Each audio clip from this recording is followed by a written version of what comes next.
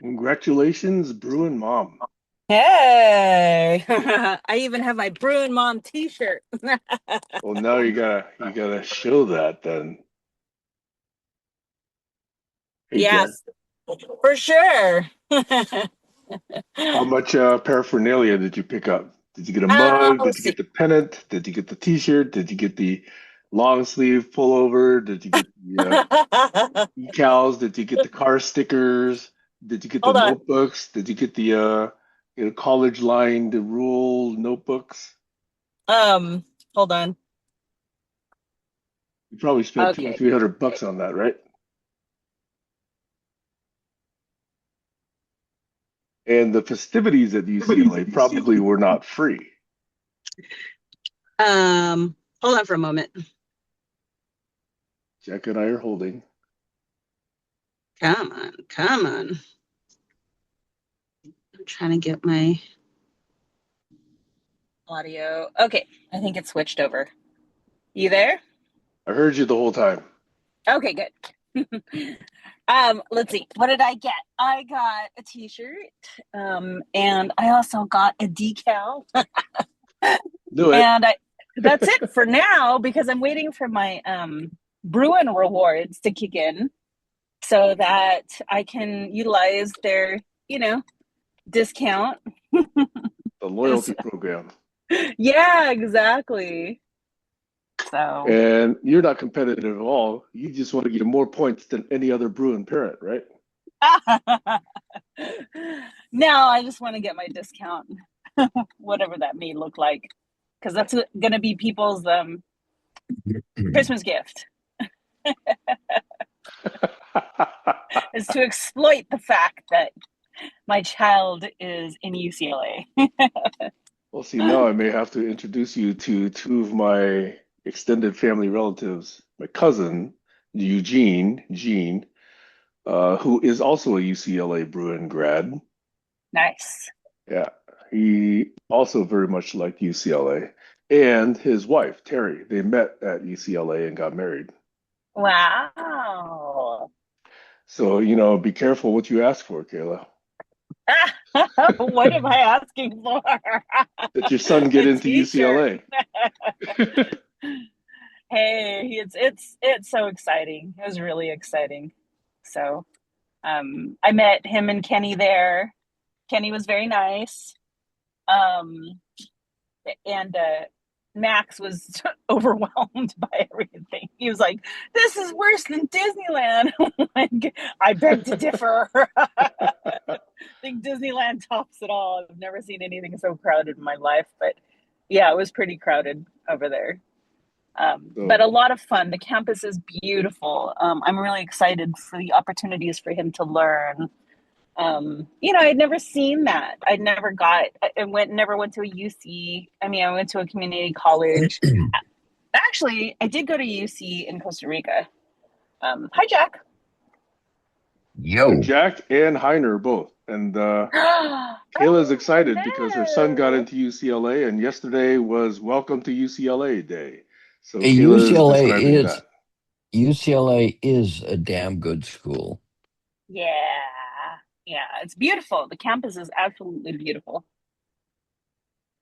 And it's near So, Beverly Hills and Brentwood and Bel Air and all those fancy oh peoples. yeah, oh yeah. I know. I don't remember the bush from where my cousin threw up when she was the one in the family that went to UCLA. And I met her there for a party. And she can't hold her liquor. She's the golden child of the family. So it was quite amusing to see her stumbling over the spot and throwing bushes and calling me a bitch. Oh, well, I know something about you that nobody in the family knows. So,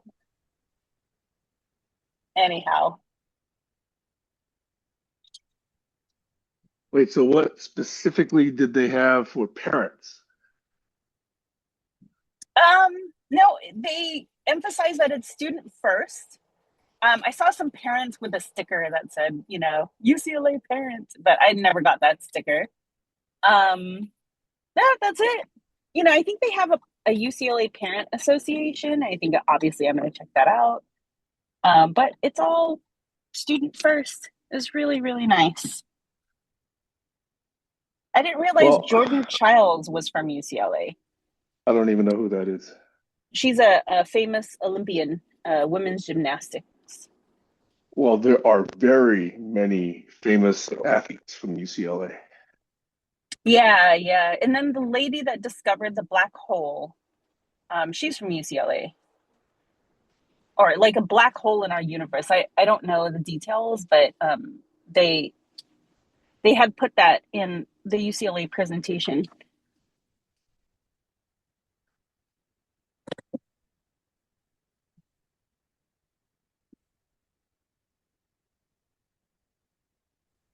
Sorry, still there? I'm still here. Okay, sorry. A call came in. I had to tend to the call. So I missed the last 20, 30 seconds.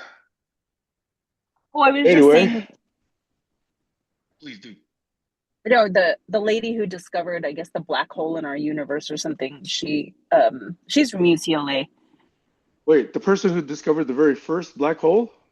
No, no, No, she it's the discovered one at a black it's hole. the at Oh, the at the middle center. of our galaxy, you're saying. Exactly. It of Okay. the center of our galaxy. Okay. Yes. All right. All right. Side note, Heiner, I put up a link to the slides I'll be giving tomorrow at a talk. You may find them interesting. Mhm. Ooh, tell us about it, please. Not just Heiner. Well, there's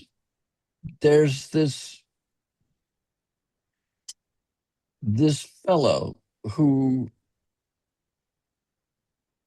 10 or 15 years ago built a browser plugin that lets you track the websites you visit and link them up and do all kinds of cool stuff. He called it the Overweb. And I installed it because it's right in my line of thinking. And it had some bugs. So I got him on Zoom and we talked about it. And lo and behold, uh, a year ago, he wrote to me and he said, "Would you be an editor of my manuscript?" He was producing a book on what he calls the meta level web, and so I read it. And so what has happened is the book is published, and now he's created an online group around the meta level web, and it includes people and women in Africa, in India, a 14-year-old overachiever female in Oman, and two women from Lebanon. And it's a rather eclectic group of really brainy people. There's also an astrophysicist from France in there. Um, Yeah, I don't agree with his definition of the meta level web. If you think about the term meta, it's what's above, what goes on above. And so I am giving a talk where I make it very clear that the meta level is a map of its territory, which is the web. And that counters what he thinks. But I don't care. It doesn't matter, and he doesn't care. Uh, it's it's it's a deep and very civil conversation. It's a very good group.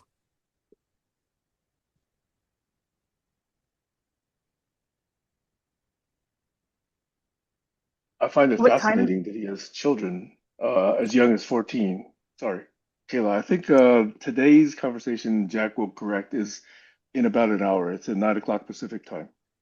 Oh, No, no, no, no, no, But you no, are no. giving your talk tomorrow No, at that time. tomorrow. Yes. at Okay, that's 11 what I heard. at 11:30. Right. And also today's talk was canceled. You should, if you signed up, you should have got that notice. I just got up, so I didn't look at email yet today. Okay, well, today's talk was canceled, so I'm going to do Ward Cunningham. Okay, so I don't have to think about departing, and I can still hear about Oh UCLA. no, you're still safe. I All right. don't know why it was canceled. It was just canceled. But you have to remember that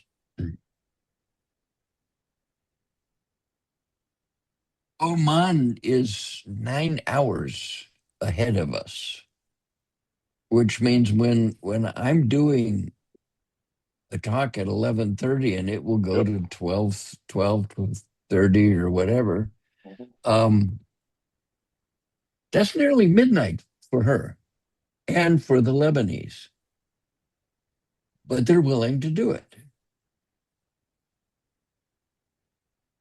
The 14-year-old, by the way, is the Middle East regional director of Girls Against Rape.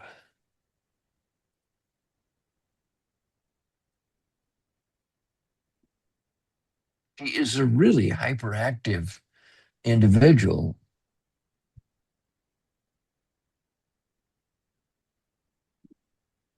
You don't see that in 14-year-olds.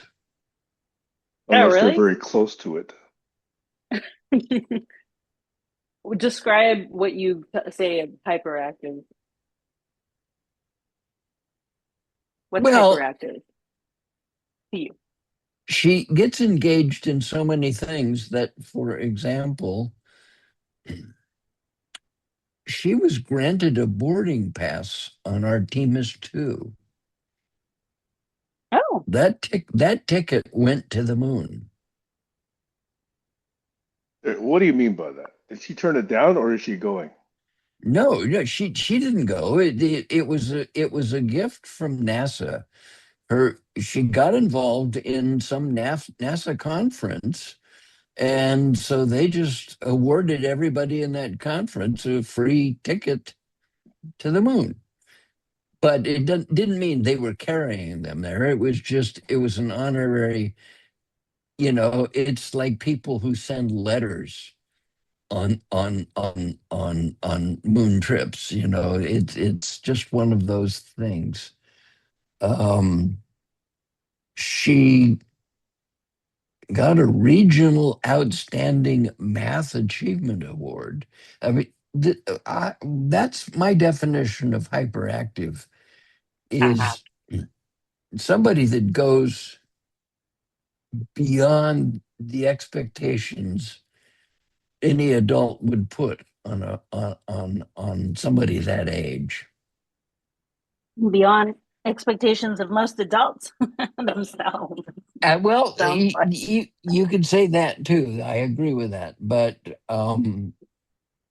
so at any rate, I've arranged. She told me that she was interested in researching ocean acidification. Try that on a 14-year-old. So I've arranged to create essentially a small quest on my platform for her and the software developer's granddaughter, a 13-year-old. So you're going to have a 13-year-old American and a 14-year-old Omanian in the same guild. And they are going to do research on what are the causal factors behind ocean acidification. Um, I've also agreed to do a private quest for the Meta Level Guild because it's a little bit like eating your own dog food. If you guys really want to design this platform, let's run a quest and do it. Get everybody's idea. Now, now, in my slides, I have one slide that I added, which says that in reality, what we're trying to create is the minimalist DNA and protein ensembles with which people can bootstrap the future. We are not creating a final product saying this is it. You can't have a very small number of old white Uber geeks sitting in the back room telling the public what they need. We don't know, but we are answering an urgent question, and that is, how do we bring people together on a global scale to talk out the issues? That's all. But we're creating a platform that the people, through their own quests and suggestions and so forth, can drive the future of the entire platform. It's not cast in stone. And I think this is critical. We have too many people like Sam Altman who think they've got all the answers. They don't. Zuckerberg clearly didn't have all the answers.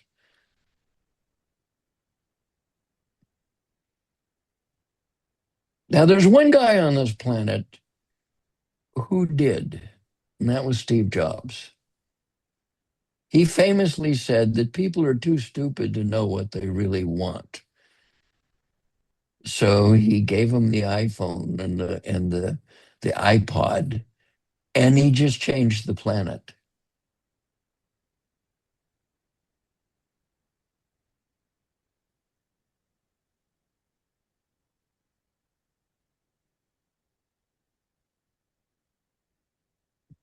Over.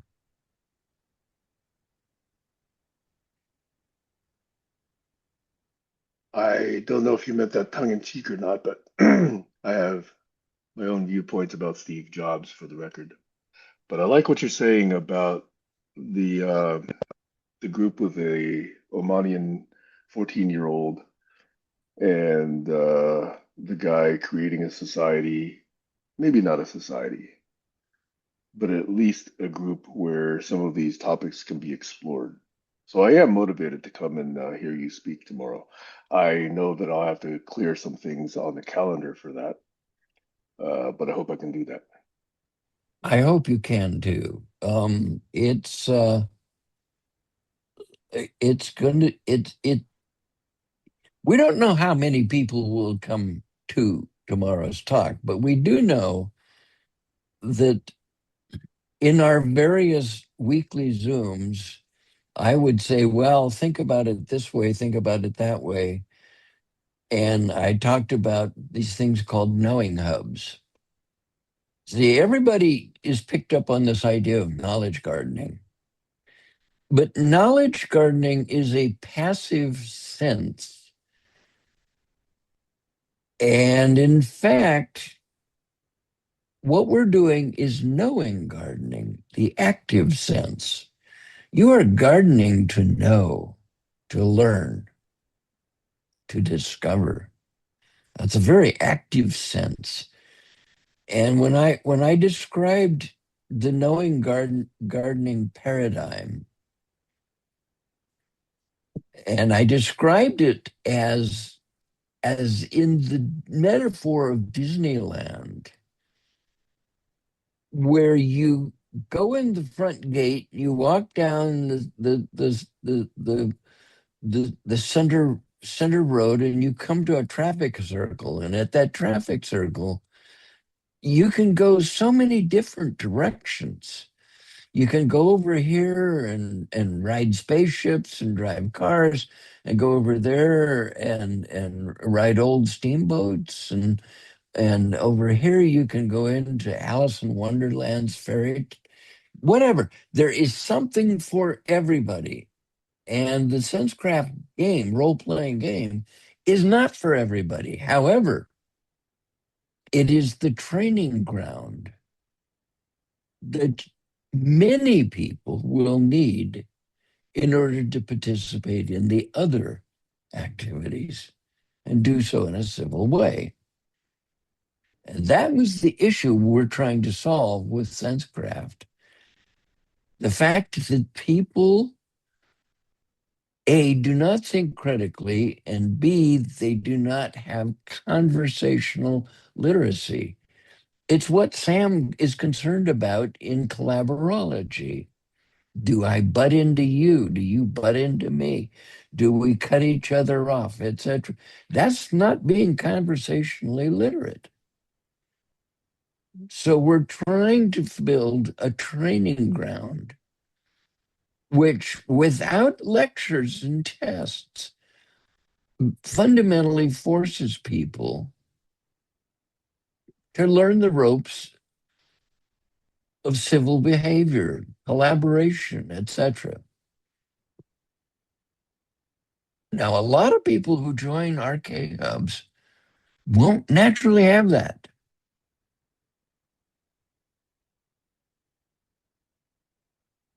So people in the group said, would you please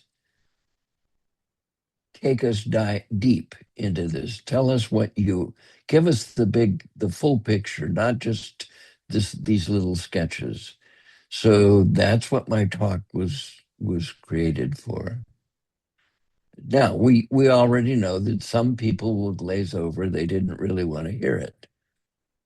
But there were enough motivated people in the group that I chose to do it.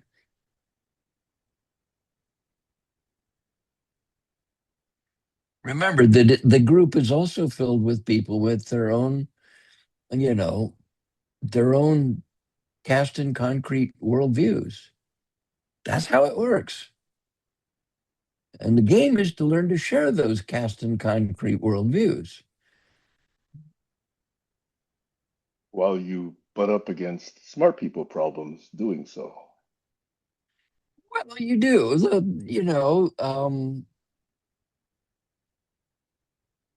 astrophysicist has been my biggest challenge. She is so much fun. I mean, for example, I thought of my topic map as a Hilbert space, and she said, no, it's a Fourier space. And I looked it up, and goddamn if she isn't right.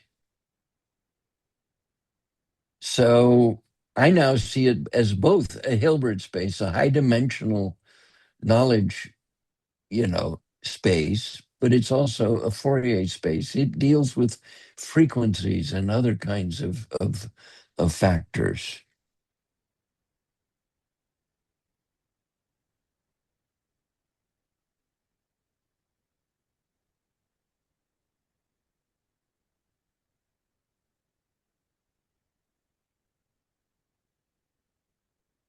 So Jack, for Heiner and for Kayla, would you like to drop your presentation URL right into the chat, or have you already done that?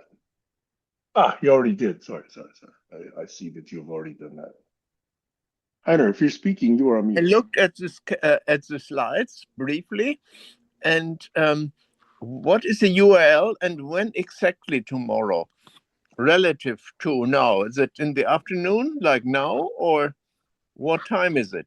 It is 11:30 Pacific Coast time.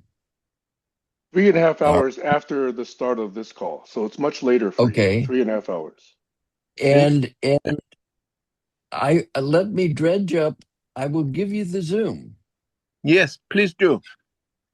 I will mark it and come by 10:30 my time in the evening. Well, so whatever you say. No, 3.5. No, that's 8:30. So it is about 10 or so a local time in Oman. Yeah, no, it's very late in Oman. Yes, it must be 10 or 10:30 or 11. It's not midnight yet, but I'm curious. Sam, here's your reminder. I am going to give you the Zoom link. Oh, fuck. Just a minute. When you copy a Zoom link out of a Google Calendar, it insists on giving you the Google redirect. No, you So, hover over it, and then it comes up with a little dialog with a little copy icon. Click the copy icon. That gets it as a clean URL. let me try that, Sam. Thank you. Yes. I'm going to hover over it.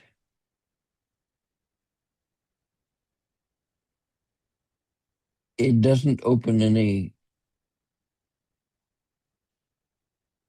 So I'm just going to hand Or you copy can it. right click and say edit then. No, normally I think you can hover and get the URL. Well, the hover didn't work. Okay. So I just copied. And here it comes.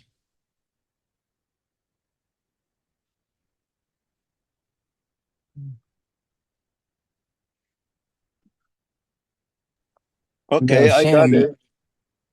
Sam, you said that Heiner pasted his link in the chat. I don't see it. No, no, no, no. I was asking you to put your link, which you had already done, so what I said no longer I applies. did I did and I did it because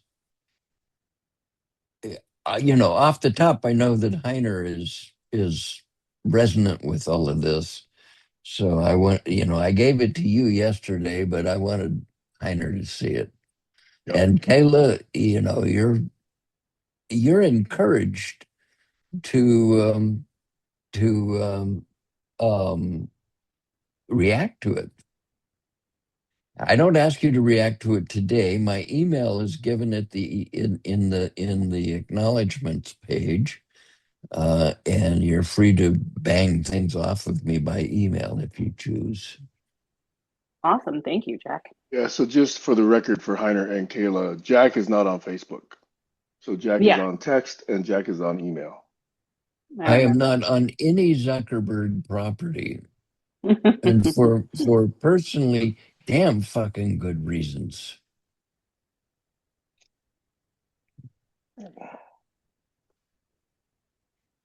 And I'm not on any Musk properties anymore.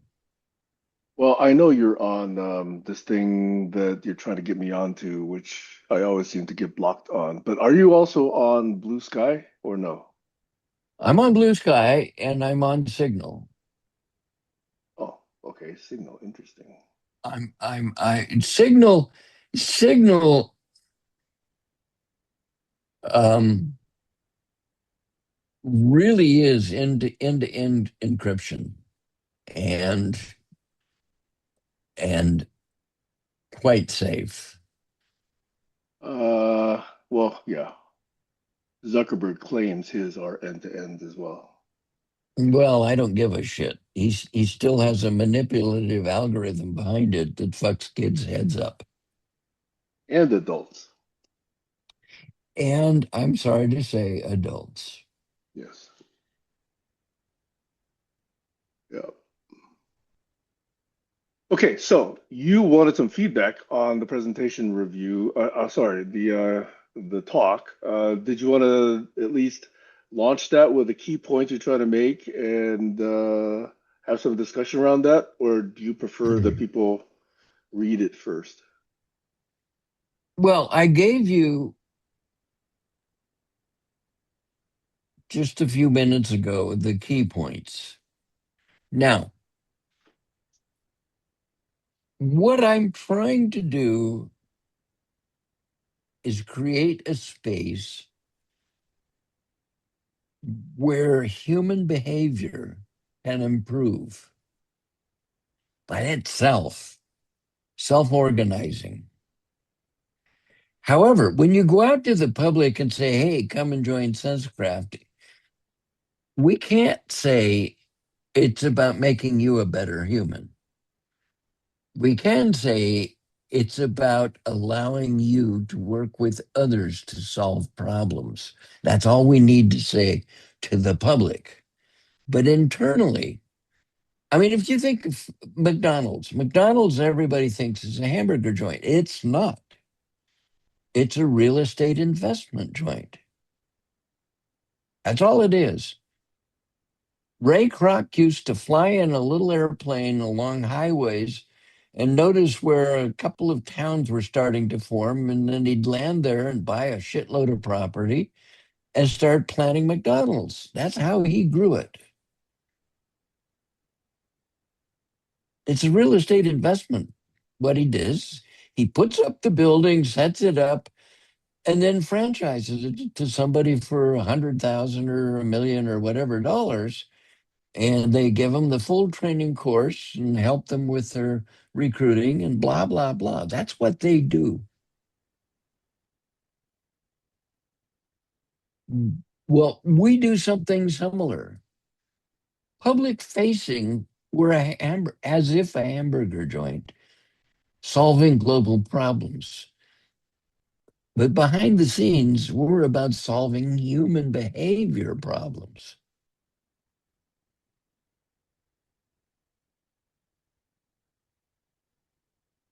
Now, we're not going to solve everybody. I mean, we already know there's a shitload of people and whole countries that would never allow their people to do this.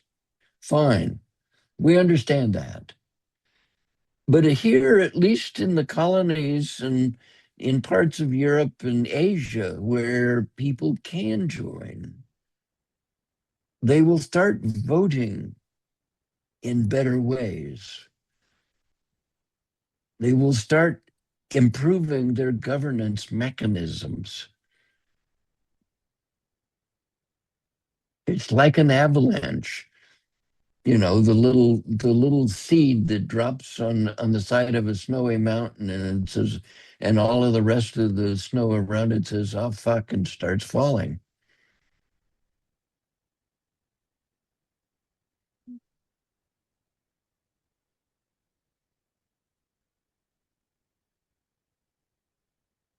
So, Heiner, Kayla, I don't know if you guys have had the chance to view the deck that Jack shared. Um, I have one or two thoughts that I might offer, unless you guys are ready to go.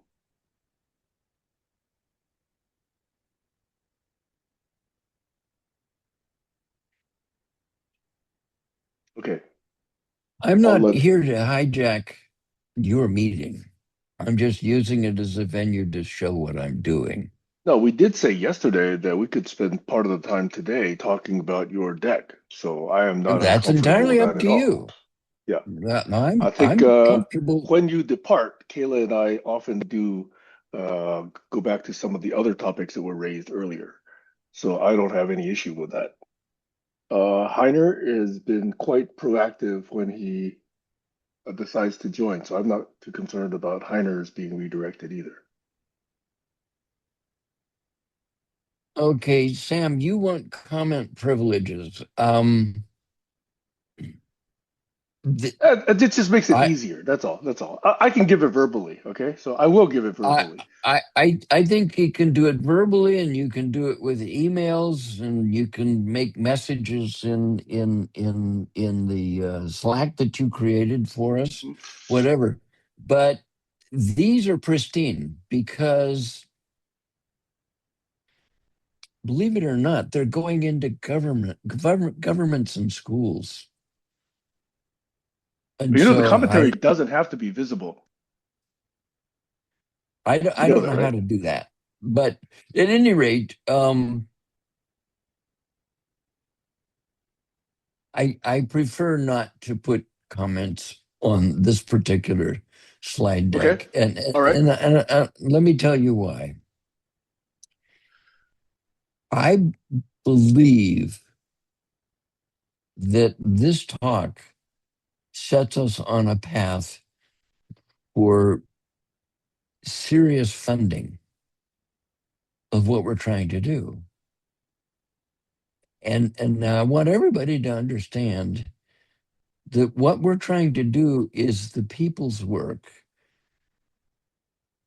and it cannot be funded by VCs who have exit strategies and want to load the board with all kinds of bullshit BOD members.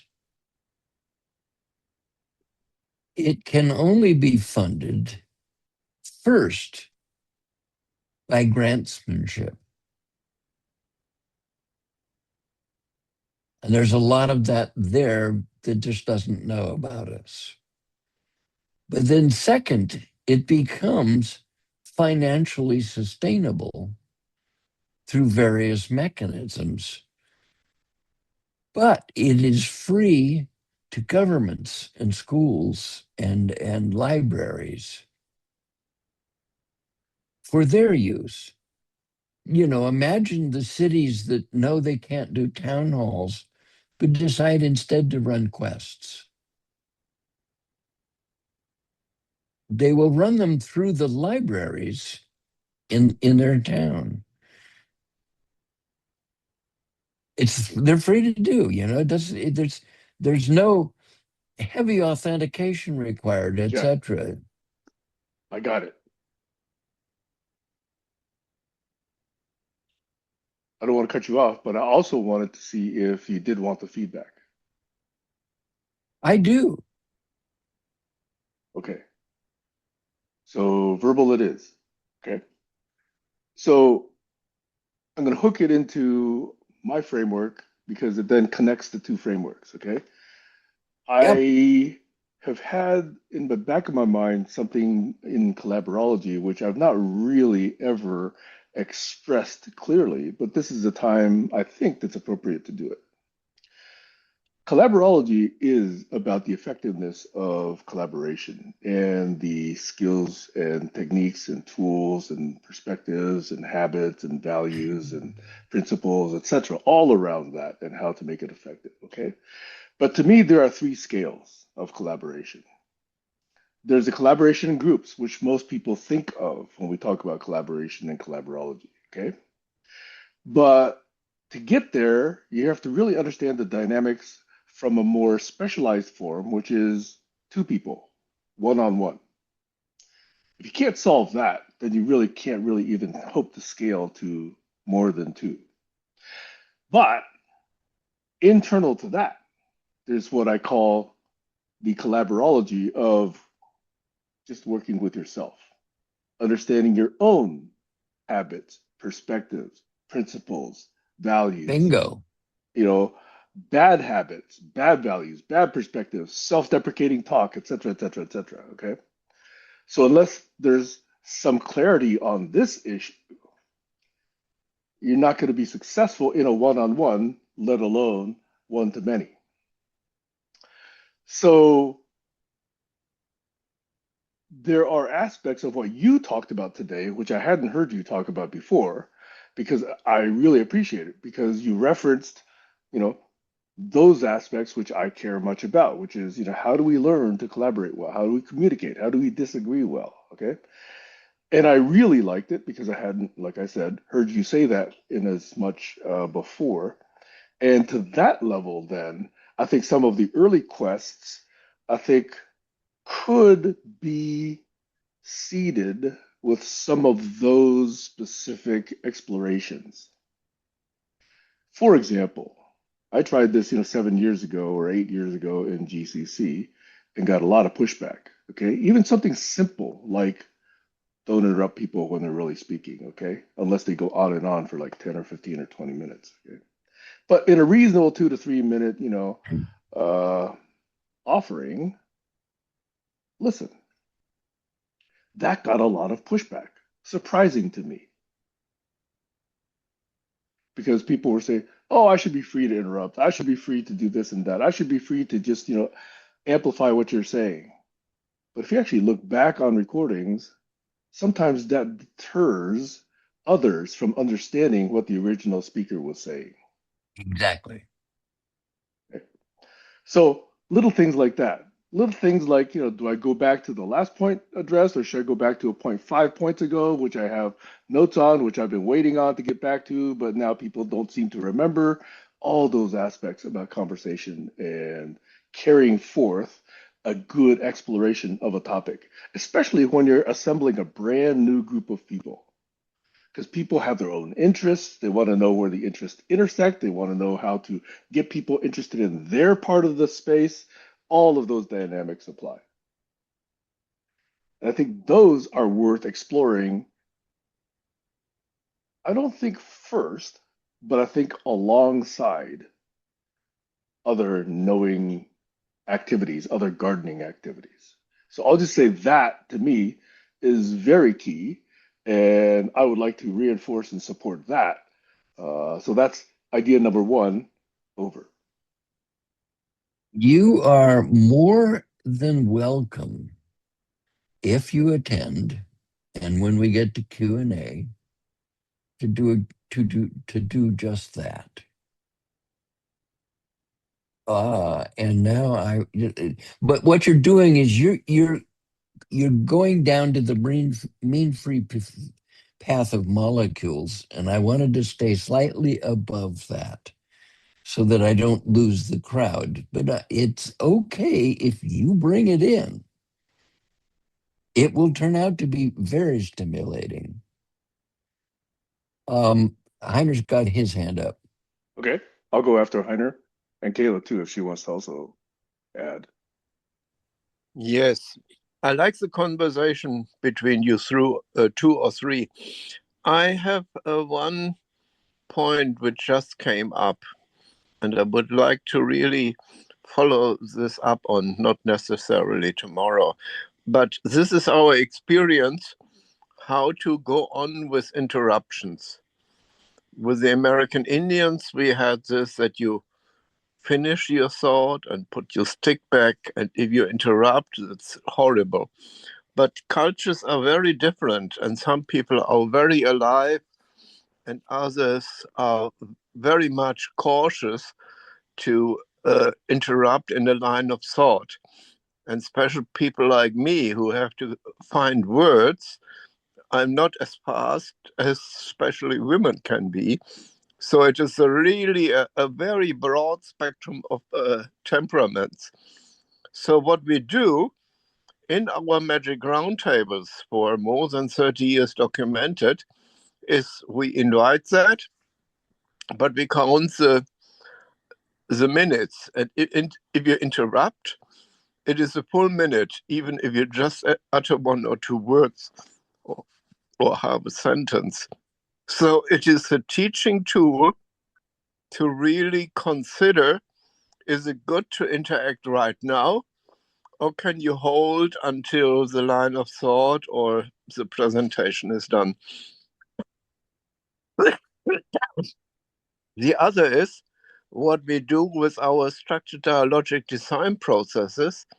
We document and see how in a process which sometimes goes over 10 sessions, how often people change their mind. And we had it in very, very good sessions that we have sometimes like 3 or 4 times over the period, one person was changing their mind, taking on with much consideration the other viewpoint. And this work we are just working on for the sessions in Cyprus in May, June, July, to really go more into this monitoring and reflecting how people can learn. So I will feel very close with you, Jack, and also Sam and Kayla, and I'm eager to follow up a little bit more, but maybe in 10 minutes I have to leave. Well, I have to leave in 15 minutes. Let me just make one comment, and that is that the World Cafe structure offers the concept of a talking stone. If you don't have the talking stone, you don't get to talk at the table.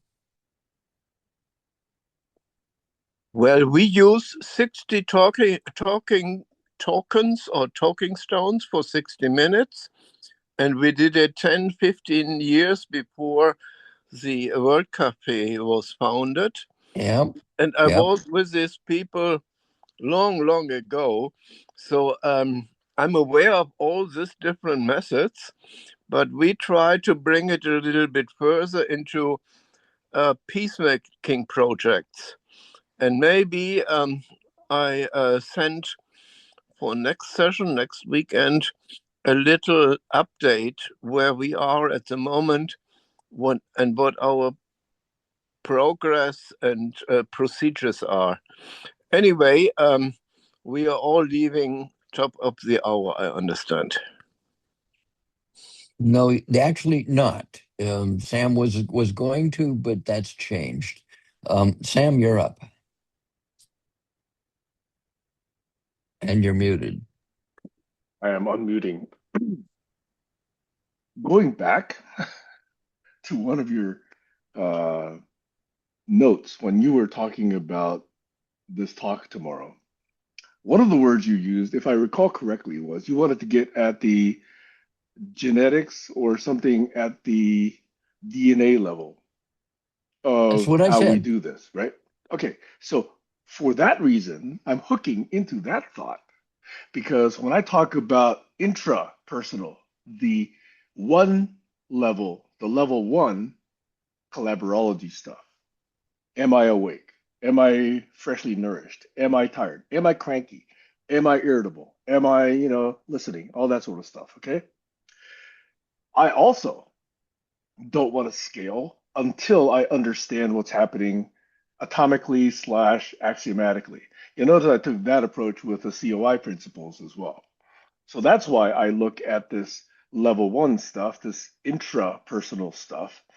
And I think that that's so impactful when you're looking at the one to one or the one to many levels. If you don't understand what's happening internally, you're going to be blaming external stuff for stuff that's actually happening internally. Okay, so that's idea number two.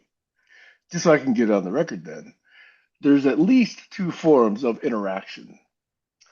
There's interaction for truth seeking and for exploration of a topic, which is what I think you are focused on with Topic Quest, and what I'm focused on with things like really try to get things done and really trying to do research with other people. But as you also note, and Heiner just brought up and reminded us, and I'm sure Kayla knows this point very, very deeply, probably better than I. There's another form of interaction, which is for socialization. People want to Oh feel yeah. more closely bonded. People want to feel like they're resonating. People want to feel that they're strengthening their friendship, or their family bond, or whatever. Okay, I don't have any issue with that kind of interaction, okay? So interruptions there add to the energy of that interaction, that communication. I'm not at all complaining about that side. What I'm really talking about when I mention interruptions as disruptive is when you're in the first kind, when you're actually focused on truth seeking or really idea exploration and really presenting something that ideally people listen to and can then interpret for themselves. The interruption there, I think, is somewhat disruptive and not in the social strengthening sense that I was talking about. Okay. And Heiner also brought up a very interesting point. Heiner, I don't know if I understood you correctly, but you had said something like there was a practice where if someone did actually interrupt, did I understand correctly that you said that interruption basically stopped the original flow of topics, and that interrupter got an entire minute to say why they interrupted, or if they didn't, you would actually stay quiet for an entire minute. That's an interesting practice. I've never heard of that before, but I can see how that might actually be effective. So I wanted to see if that was what you meant. Over. Well, it is this experience that we don't really invite making a talk in a talk and a talk by other people, and then we have kauderwelsch and cacophony. But some people in a presentation, and this presentation has received a lot of attention tokens, so this person can speak for 5, 7, 10 minutes, whatever tokens they received. When they get interrupted, then this interruption is accepted, but it costs exactly at least 1 minute, even when this interruption was only 4 words. So it means that the original presentation should continue. And it is not meant that you just break that flow of thought and that presentation and make your own now. But if it's only short, then already it is fined as a full minute when it was just 5 seconds. If it's really in this urgency of not making an interruption, but making your own talk, then we have a moderator and all the people in the group confronting that person and then looking at the stones they have to really make sure, no, this person was interrupted and you're not supposed to make your extra talk now.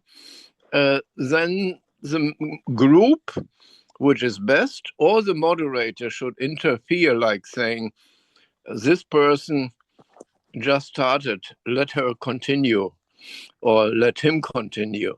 So anyway, it is just a matter of a lot of experience, and it needs some discipline and learning, and all this I also see in your work.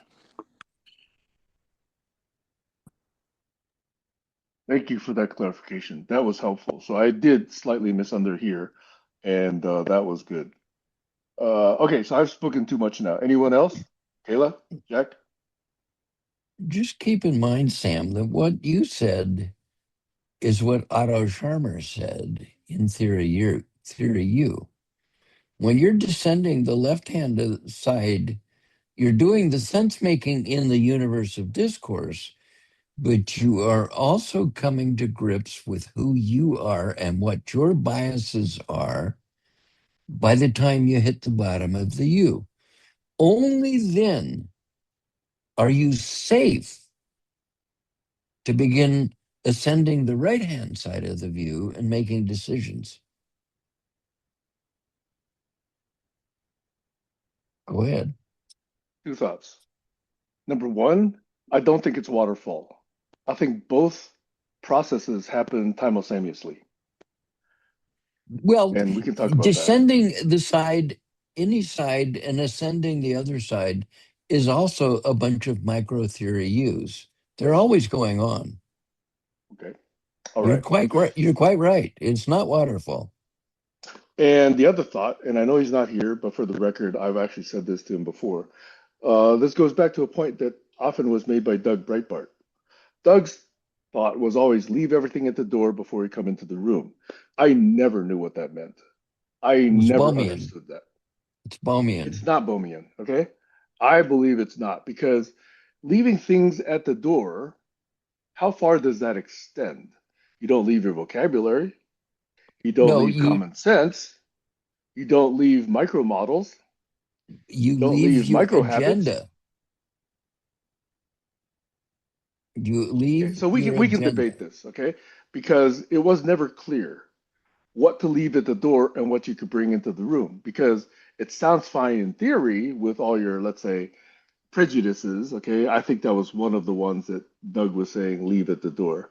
But there's all the layers of life understanding, of life experience, of language understanding, of people understanding that I couldn't clear up what to leave at the door. I was willing to try it, but it was never clear to me. And I think there's so much that's interconnected. You know, we both know that knowledge is a very complicated web of associations. Okay. So just taking a web and pulling it aside, there's plenty of tendrils that you're now trying to sever as you're trying to define what that door is. And that was my issue with leaving things at the door. Okay. So for the record, I don't antagonistically disagree. I'm just trying to understand so I can apply that guidance. And I never did well. So if Okay. Breitbart said, leave your prejudice at the door, he was wrong. The whole purpose of a Bohmian dialogue is for you to learn where the others are coming from, what their biases are, and to share yours before you bring your agendas back in the room and now go forward. That's theory U. Yeah.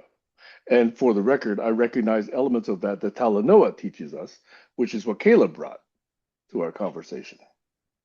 And what I like about Talanoa and what I dislike so much about the points idea is I think gamification is fine when you're introducing a concept and you're trying to teach a new habit. But after a while, gamification feels too stilted, too rigid, too imposed.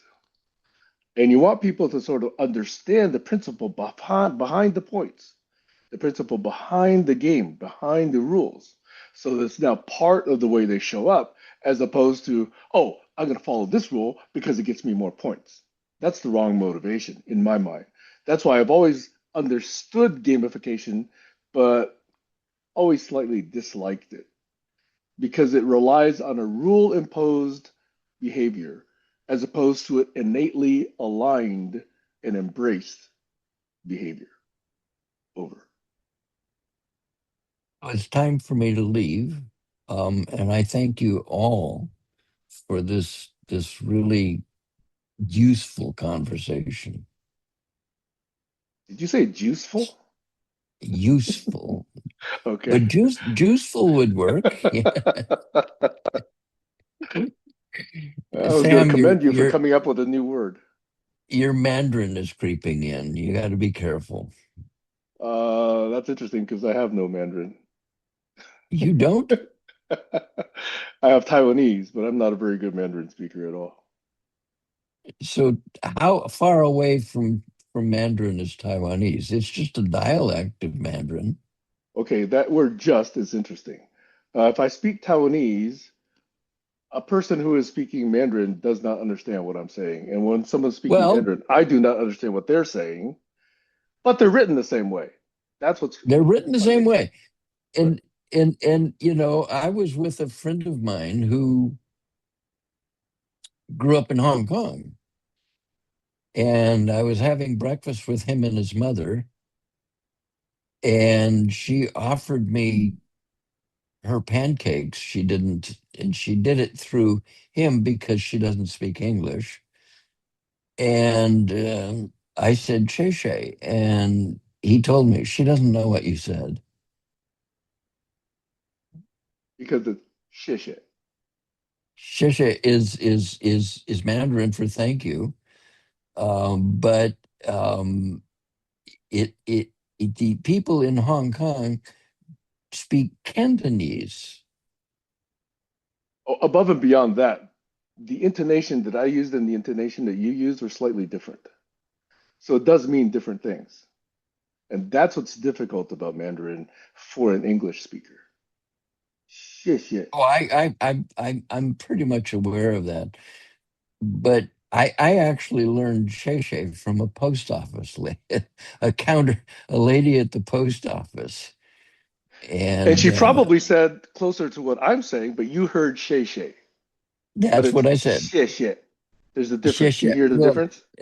and that's what I hear from my wife. Yeah, you're correct.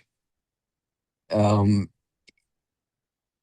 the, and I ran into another post office lady that turned out to be a Filipina, and so I just said Salamat po, and she just exploded and started babbling back at me in Tagalog, and I don't speak Tagalog. I only know a few polite words.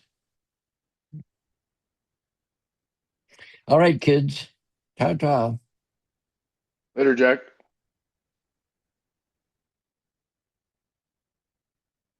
Einer, Kayla, anything to wrap up this segment of the conversation? My takeaway is, Heiner, you're going to get a No, link and a time for tomorrow's conversation. I did receive the link for tomorrow, and I also have to say bye. Okay, bis später. Bis später.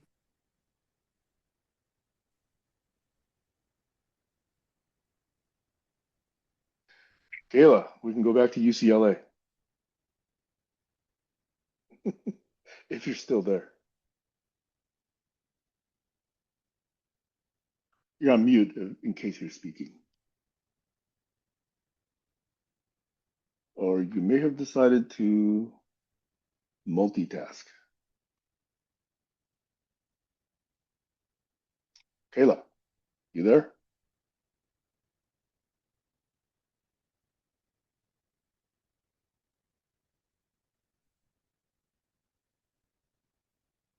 Okay, I'll wait a few minutes.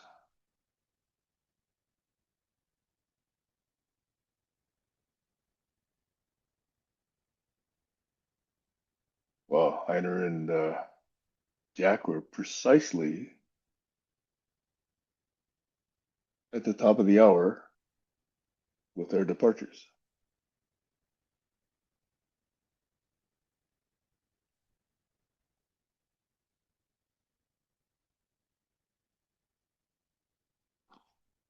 Kayla, I'm here in case you're there, and I'll be back in about 1 minute. I'm going to get more coffee. So my headphones are on. I can hear.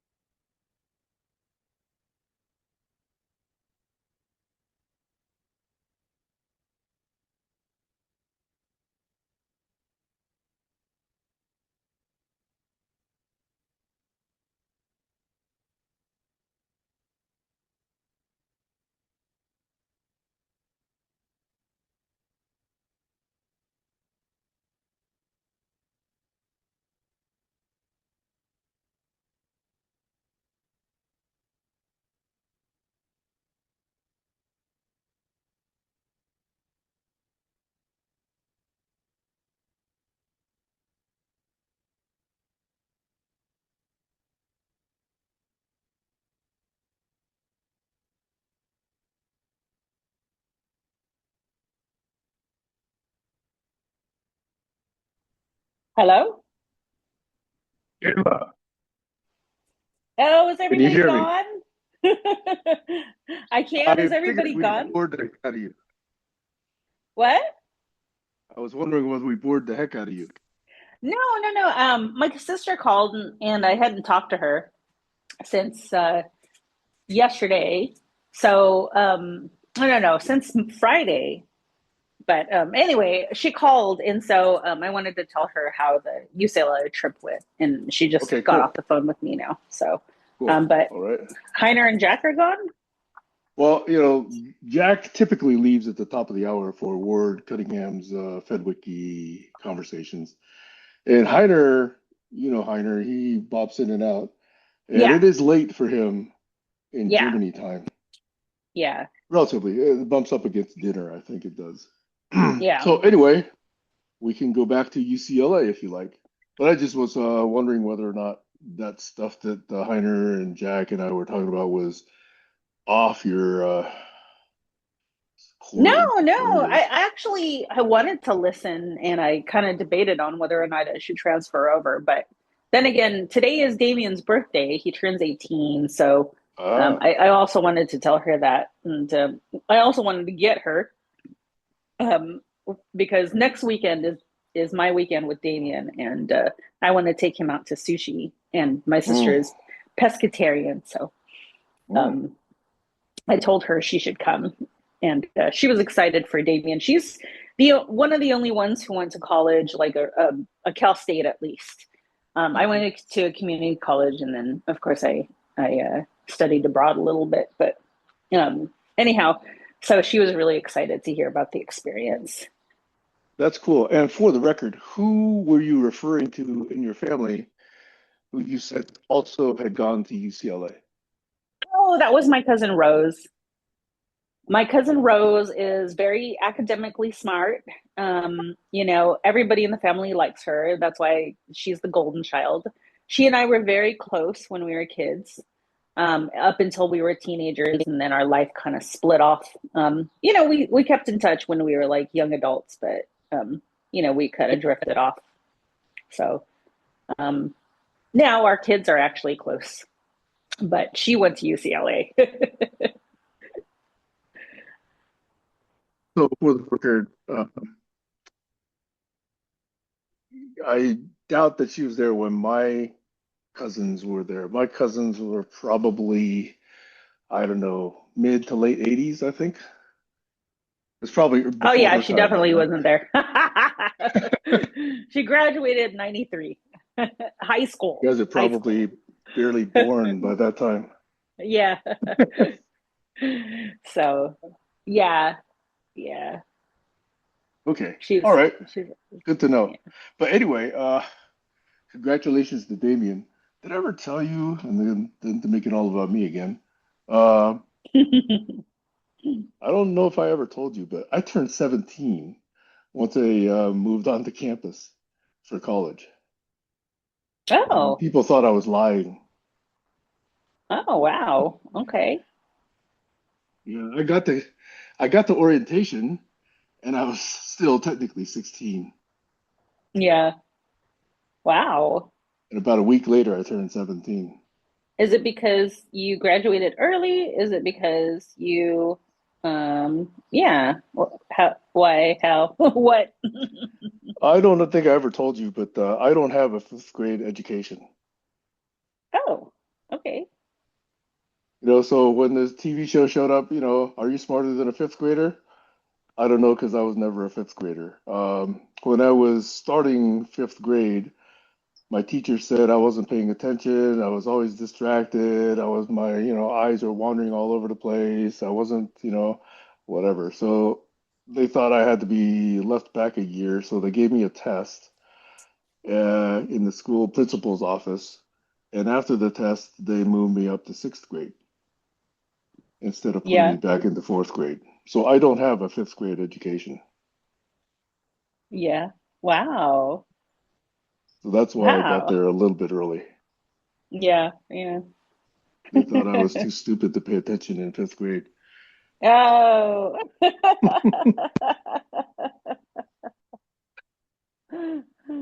Oh man.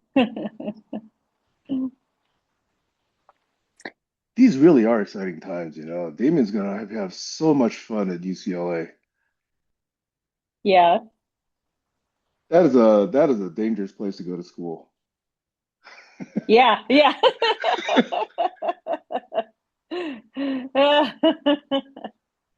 Yeah, he'll be fine. I Good.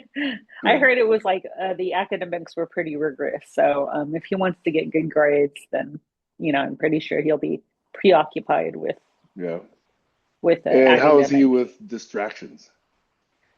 The funny thing is, okay, so when he was listening to the presentations, he was on his weird gaming games. And I don't know if it's because one particular presentation he was sitting next to me and Maxwell was sitting next to his dad. So, there's a gap between me and his dad. Uh-huh. Um, but Damien was on his like electronics playing games and stuff and listening at the same time. And I'm like, oh my God, this guy got into UCLA. Mhm. So I don't know how his distractions are. I don't know if, how his brain works, to be honest. Um, he seems to manage just fine with doing like his homework last minute, doing it in the middle of the night, prioritizing gaming over studying. So I don't know if any of that's going to change. And I don't know if he did that at his dad's house too.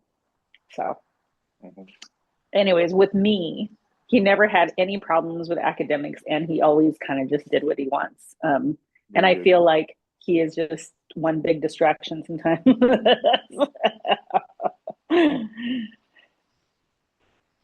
To your knowledge, has he associated with or had the opportunity to be distracted by, let's say, substance abuse? Disrupted by what? Substance abuse, even No. alcohol. Well, no. I mean, he has drank with his friends. In fact, I think I was looking at a Instagram post last night. He went to a friend's house. I think he said they were just going to hang out, but I think they celebrated his birthday. But yeah, he's drank with friends before. I don't know if that's like a big distraction or if that's just like a social experiment. Well, for the record, I think that's the one area I'm still a little bit concerned about with regard to my son, Yeah. because he did take to drinking beer because he did join a fraternity at UC Santa Cruz. And to my knowledge, I think, he still imbibes. And I am very concerned about that myself. I try not to bring it up too often, with him, but I know the history in our family, and that's what gives me some concern. Yeah. Yeah. Yeah. I know. I hear you. Mhm. I get it.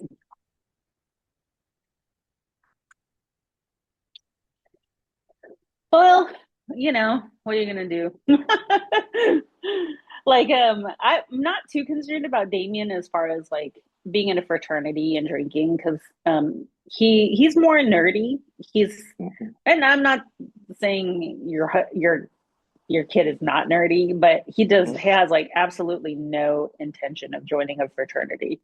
Mhm. Um, and the funny thing is when I went to when we were walking by the information booth, the sororities and fraternities, of course, they were all kind of in the same tent, like the same area. So their tents are all in the same area, and Mhm. it was your typical, sorority fraternity looking people.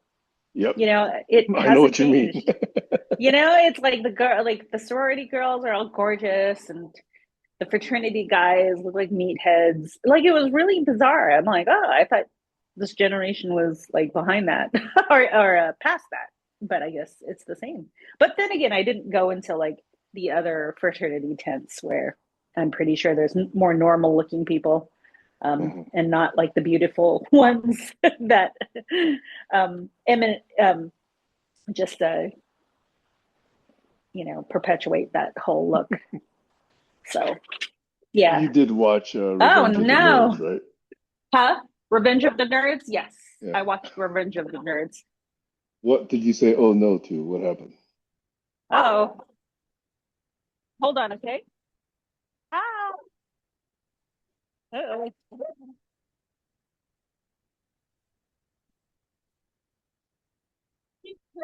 Over there. Do you want me to get you a bag? Yeah? You need a bag? Okay. Hold on, okay? Sam, No problem. I'm just getting a bag for somebody real quick. Their dog Dog poop pooped in bag? from my on my front yard. Yeah. That's what it sounded like. Hold on.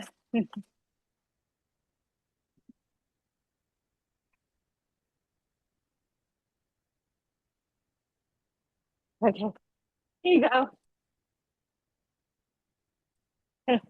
Hey, stop it. Yep.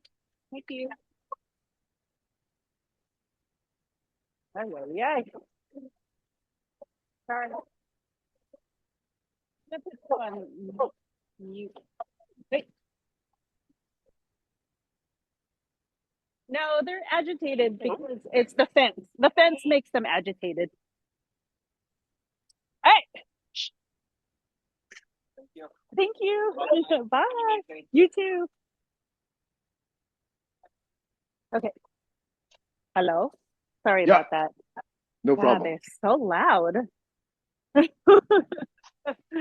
No, our neighbor has a pug and it pooped in front of the house. The dogs were all pissed off. So if he's a neighbor, your dogs know that dog, right? No, no, it's a neighbor that's like a couple of houses down. Oh, okay. All right. All right. Yeah, yeah. So, oh. You know what was really interesting?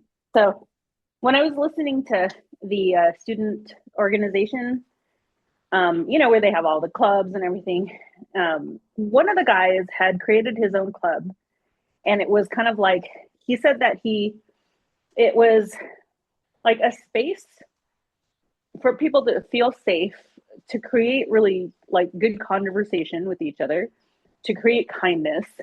And he also said that either he was a part of this or he created a part of this. It was like two different types of religions, like Christians and Muslims, actually like being able to get together and to like talk, to have like safe conversations. So I thought that was very cool. And I feel It like is. this generation is kind of, you know, is coming to that conclusion that we really need to have these important conversations. And hopefully my son joins something like that. But if not, I feel like he is, you know, a lot emotionally smarter than his dad for sure. But anyways, I thought that was kind of cool that they mentioned that that guy was able to be a part of the speaking panel when they were talking about the student organization clubs. That is cool. I like it. Yeah, yeah. In fact, you don't happen to have this fellow's name, do you? No, he didn't get his name. Or do you have a copy of the program which might list him? um, I don't know if there was like a program per se that listed all of the panels or the speakers. I have to see, Okay, but you let's see could if this poke around works. the website. I'm going to say something and let's see if AI picks up on it. AI, please note that this is a topic of interest to me. Research who this person might be at UCLA and give me a name if you can find him. Over. So let's see if AI actually picks that up as an action item and as a research topic.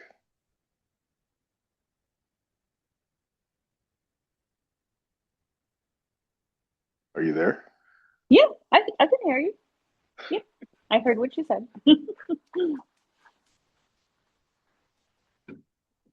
Those are the kind of people in the upcoming generation that I would like to be able to get to know. Just like, Yeah, Jack was saying, this 14-year-old from Oman is interested in this talk that he's going to give tomorrow. That's yeah, the kind of intergenerational conversation I think I'd love to see take place more frequently.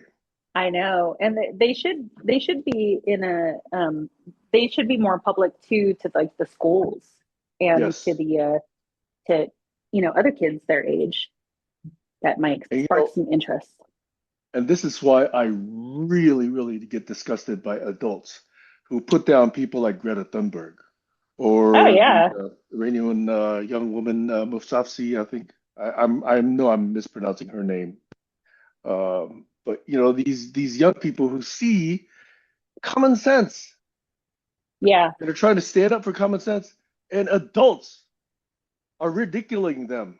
I don't know how to pronounce that word, or mocking ridiculing. them. Yeah, I hate that version of adult, quote unquote, in double quotes, because yeah, that's not adulting. That's not mature. no, it's not. Imagine what the world would be like if Greta were our president versus this dumb shit. Hmm.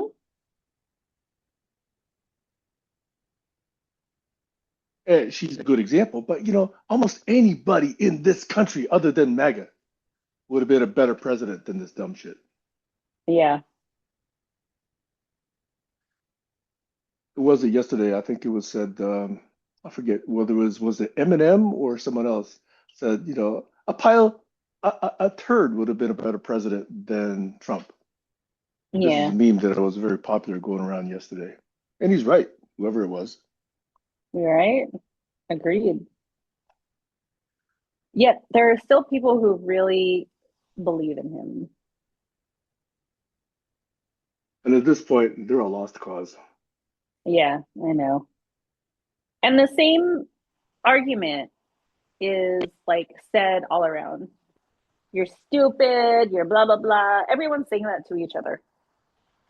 People with low IQ are saying that to people with high IQ. and vice versa. People with common sense are saying that to people with no common sense, and vice versa. And every single person complains about reading comprehension. Every single smart person complains about reading comprehension and grammar.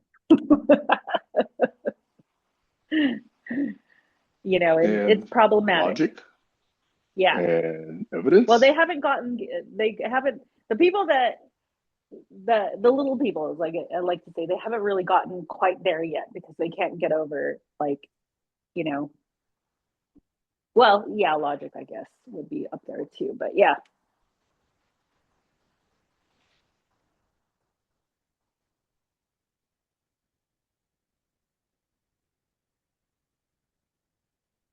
Did I tell you, so thankfully I'm starting to get more comfortable with LinkedIn.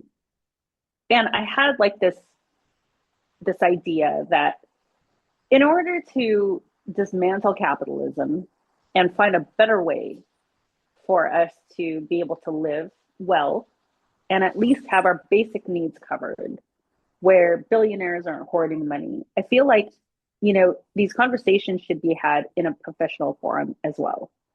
Not just like people who are extremely smart, people who are in, you know, not just intellectual spaces. They need to happen in professional spaces too, because capitalism has a huge hand in power dynamics. If not, it's like the biggest hand in power dynamics, right? We don't know how to connect with each other anymore in a human level. Not everybody has their basic human needs fulfilled. We're still a world that there are haves and there are have-nots. So I've been like a little bit more active on LinkedIn because I've been seeing like the trends of a lot of professionals. It makes me laugh because they sound like they're all a part of TED Talk. You know, everything seems AI generated. Everything that is promoted is something that, you know, has always been regurgitated when it comes to, you know, being a professional and staying on top and trying to be a leader, et cetera, et cetera. But very few people have conversations about the indigenous, about like like real politics and their involvement, or how they should or should not be involved in real politics. Like, and very, very few people even talk about capitalism and trying to change that. And I know it's not really the forum that you want to do that, but I think it should be. A lot of the questions that I've been seeing on LinkedIn from leaders and nonprofit are, how can we engage our donors? Like, why is there this strange trends of donors like suddenly not being interested in helping the cause? And I chimed in, and I don't know if I told you this or not, but I chimed in and I finally said, it's because we are a capitalist society. We are a consumer society. We do not take care of one another. And we eliminated the people who were stewards of the land, the people who actually lived like this, like the people who actually lived in gratitude, in philanthropy. We have to create a culture of philanthropy around capitalism, which does not work, because capitalism is all about consumption. Mm-hmm. And we are consuming more than what we need. And there are people who have nothing. And so, you know, unfortunately, if we don't make those connections to one another as humans, society will continue on a downward spiral. If we continue to not listen to people like Greta Thunberg, you know, or cultivate, you know, the wisdom of our emerging leaders, our children, then we're headed towards that downward spiral. So anyway, I'm like kind of peeping through LinkedIn. Yeah, everything's social media, right? Everything's all like, that's how we connect with each other. And I'm just trying to like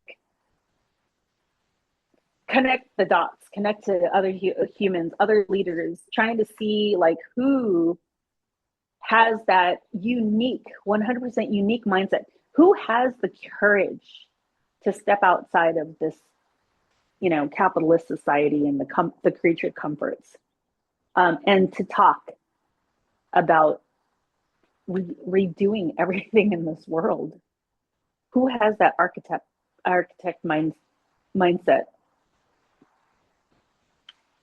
Anyway, I like what you did. I will go find that post. I will like that post, possibly even follow up. But in the last 15, 20 years, to me, LinkedIn has been for people who are all about capitalism, finding the next gig, finding a better job, finding better stock options, having more influence, growing their professional network. And only lately, like within the last year, I've probably made less than a handful of posts about being better, about Bernie, about a different society. And I think I'm going to ramp that. In fact, I decided about a year ago that I was going to try doing that on LinkedIn because I think the people in the game of capitalism need to get this message. And I know that when you're one of the early voices in this message, you're going to be mocked initially. Mm-hmm. And I decided about a year ago, that's good. That's okay. I want to be mocked for saying this because over time, more and more people will come on board and realize the things that you and I are talking about. Yeah, So I like the fact that absolutely. you're doing this on LinkedIn. I have been ramping up my own activity on LinkedIn. And I think I will go find, as I said, your post and try and, get some activity around this topic. Yeah. I'll do another post that parallels culture and, some of the things that would be beneficial to humanity, specifically Yeah. dancing, parallel dancing with something, Right. with the wisdom of dancing and how it translates to the wisdom in humanity. Right. What I And you also can take noticed is, any of those sorry, basic lessons. Yeah. You take any of those lessons and translate it even to business. that would be I a like good thread. I like what you shared about simplicity. Remember I was asking about your the transcript, and so I've been reading the transcript again. Um, I'm not a watcher, and in fact, with the transcripts, I see the errors of my speech. There's a lot of there are a lot of filler words that I use, a lot of pauses, a lot of filler words, a lot of repetition. So I enjoy the transcript because once I'm done with like the summaries and the actual transcript itself, I can actually manipulate it to see what the real meaning is and to read it and have it in my mind that way. I feel like sometimes when you watch it over again, you're wasting a lot of time. Um, that's me. I'm sure some people don't feel like watching or listening to something isn't a waste of time. Well, I'm glad you found some value out of it. I really am. I myself am more visual and oral versus I think you are more verbal and literate. Yeah. So words on a page mean more to you, whereas words spoken and diagrammed speak more to me. But that's what's Mm, cool is that we get people that have different strengths and different ways of interpreting a conversation. And that allows each of us, hopefully over time, to get insights and nuances that we didn't get the first time just operating within our own models. yes, absolutely. That's collaboration.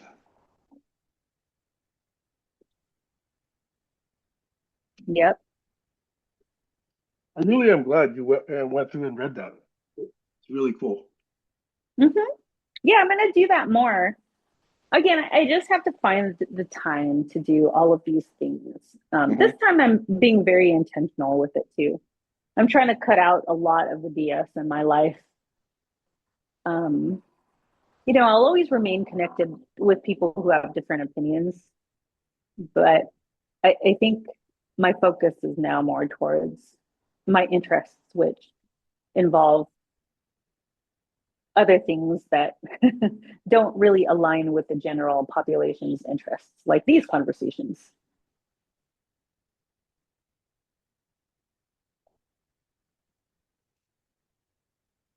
There really are different stages in life, and those differences are gradual, They and are. sometimes you never realize it. I spent a lot of my life essentially trying to have no ego because I was believing what I read in Buddhism, in Taoism, and I saw the harm that was done by having no ego. And while I thought I did a reasonable job of it, that doesn't serve if you're trying to be financially successful in a capitalist society. Hmm. Because the leaders, quote unquote, in this version of a capitalist society don't value the no ego, don't value the more open listening, the more slow thinking model. They value quick responses. They value confident, if not well founded, decision making. They value quick action because they say, well, we can always correct it later. Well, that's true for some problems, but not others. Right, right. Absolutely. So I find that some explicit decisions I made, like for example, I explicitly decided never to be a CEO. Mm. People have asked me.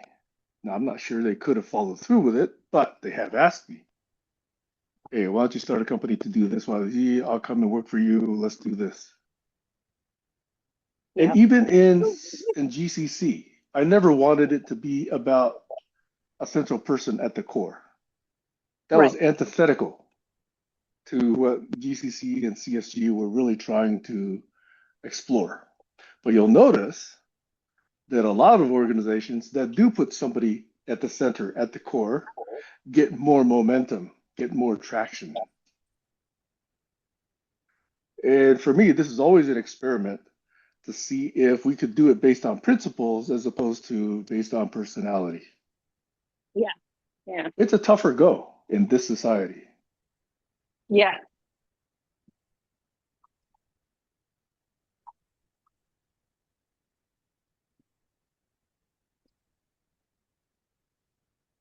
So, on the other hand, listen to me carefully, okay? I could be making excuses for not taking the steps necessary to really drive it forward. So there's that aspect as well. I could be just giving excuses for myself. I realize that there's a distinct, serious consideration. Right.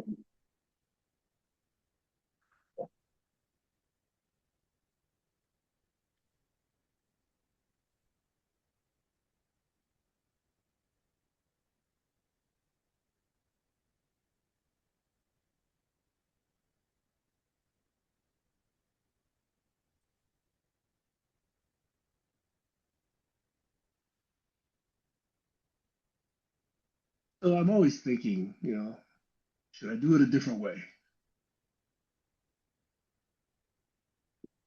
Right. Right. That's my feedback from you. People like you, Heiner, Eric, Jack, are always topics that I consider throughout the following week every time we have a conversation. It may not sound like it, but I try to do that. No, it sounds like it.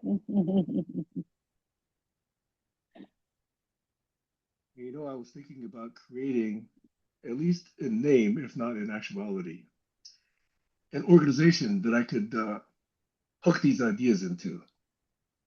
What, So I might do where, something like the Cascade, Collaborology Institute, something like that, or the Northwest, Studies in Collaborology, or whatever it is. Something just to, make it sound like an organization and not so much just me as an individual.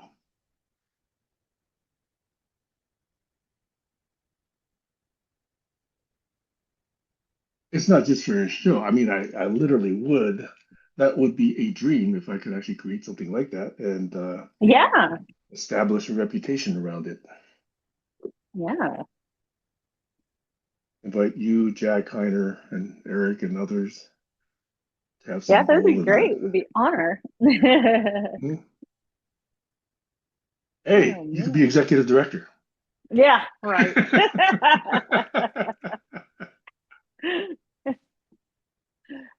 Actually, it'd Oh probably be boy. better if you were the head of the entire thing. No. Like I said, I don't want to be CEO. Oh, speaking of like being head of the entire thing, um, Melissa invited me to go to a situation room with her. So I wrote this grant that got funded. God, it almost took a year for it to get funded. Melissa was getting frustrated because we fit the criteria, but we weren't awarded. I think the award came out quarterly, and I think it was based on like the needs, and the organizational impact. So we got the grant, and um, she ended up getting invited by the organization to go into a situation room. Have you ever heard of the situation rooms? I know there are situation rooms in different contexts, for example, the military and the White House, but not in your Yes. context. Yeah. So the situation room, it would be in the context of the White House. So she invited me to that, and I'm really excited about it. Wait, you're I going to the actual White House? no. Like it's like a simulation. I'm sorry. So it's like a Okay. situation room simulation of the White House. So you don't know who you're going to be, but you're going to have these assignments. Like a person's going to be the president, a person's going to be the vice president. One of them is going to be like head of communications. Like um, the same thing in the White House, but you never know which role you're going to play. You could be somebody who's in charge of like animals. Um, so you could be a part of that branch of the government. Um, Okay. so, anyways, I can't wait to do that because I've always been very curious how I would perform as a leader in a higher level, Mhm. such as in government. So I can't wait for that. A lot of people, especially in my organization, were very scared. I kept like this was like the second time I pitched it to leadership because Melissa wants to do another leadership retreat, and we did an escape room, so that was really nice. But I was like, well, why don't we do a situation room? And I don't know why, but it does not appeal to people in my organization. And I was like, makes me like wonder, well, why doesn't it appeal to you? Wouldn't that be fun just to see like how you would perform as like one of the leaders of the free world, supposedly? Like, wouldn't that be amazing? I just think that that's a great exercise. And whether or not you do well, it just like is an opportunity for you to improve yourself. But anyway, in whatever language I speak and whatever philosophy I try to impose on my team, they never seem to want to be encouraged to do the situation room. So I'm excited. I think it's awesome that Melissa invited you. Yeah, yeah, Your relationship absolutely. is better than I was given to believe. Well, um, it's definitely my shift. I still want to leave the organization, but it is definitely like my intentional shift in how I communicate with her and how I think about things. It's amazing, isn't There's it? there's still I know there's still some crazy shit that like if I want to be petty and gossip, I can tell you some of the crazy stuff that has transpired in just this week alone. But instead of getting pissed off about it, I just kind of laugh about it because there is very little change in the way she leads and thinks. So, but at the same time, what's very interesting as well is my prospects of like getting into other organizations. And it's nice because I've been able to utilize like Ventura County Leadership Academy and call key people to ask them their opinion on the organizations that need development directors that I've considered applying for. And it was really nice to have these insider information.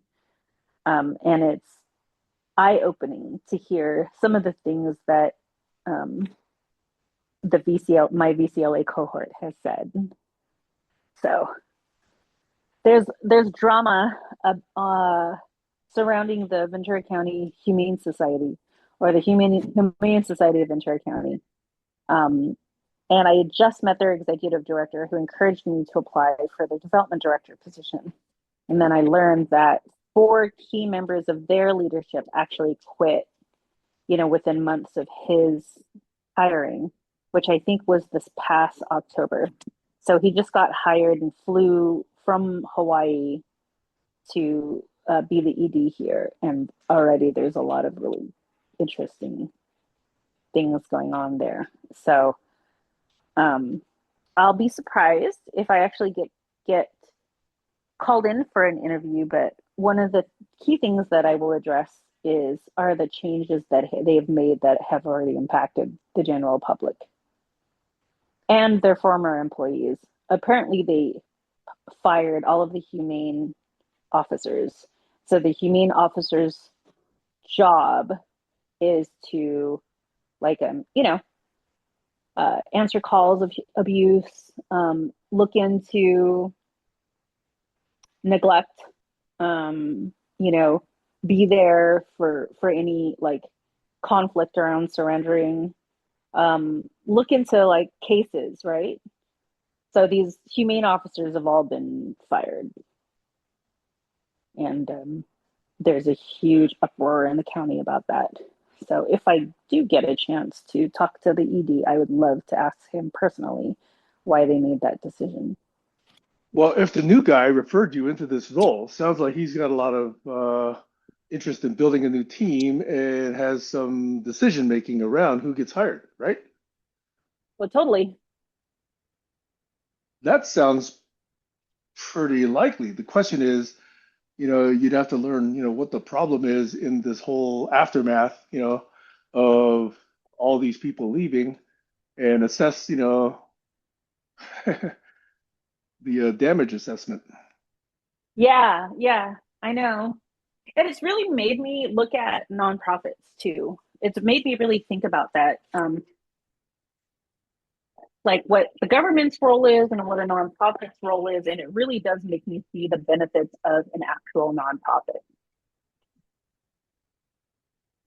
And the dangers also of the leadership in a nonprofit.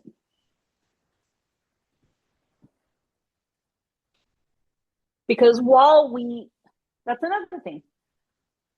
While we have very little faith in our government institutions, there are nonprofit organizations that are working to make sure that whatever gaps the government has, that people have a chance, at how like affordable housing or have a chance at looking into abuse cases, for animals, or have a chance at a clean bed because they're trying to leave, a really bad situation, or have a chance at basic needs, so nonprofit organizations are essential to the society. And just looking at what's happening with the Humane Society and looking at the entity that actually works with the government and seeing how they complement each other and where the gaps are is very fascinating to me. So I learned that Ventura County Animal Shelter is the one that should have employed humane officers. And humane officers there are the ones that should be responding to, cases in the county. However, because the Humane Society of Ventura County has a reputation for being more present for the animals, for the people, they rely on HSVC more than they do VCAS because HSVC in the past had created this opportunity so that the people have someone to go to immediately that would complement the services the Ventura County Animal Shelter has. And so now that's gone.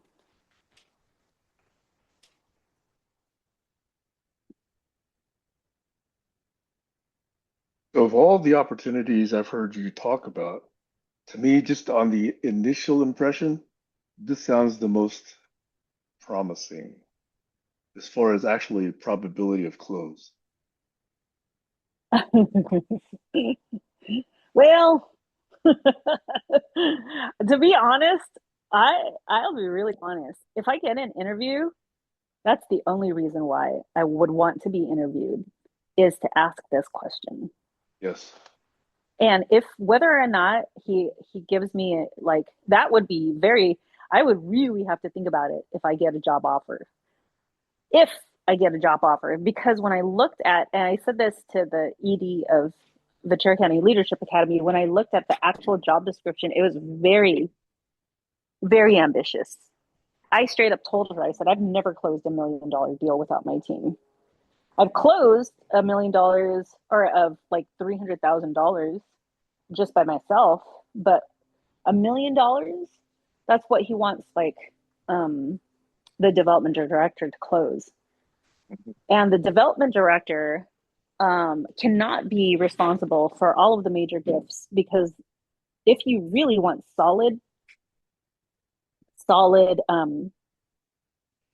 major gifts, you always ask the executive director and the board of directors to be a part of that, because the impact is a lot better on their end. Everybody loves to get Absolutely. to the top. And so that's another question of mine. Like, do you really expect me to close $1 million gift without you, without our board?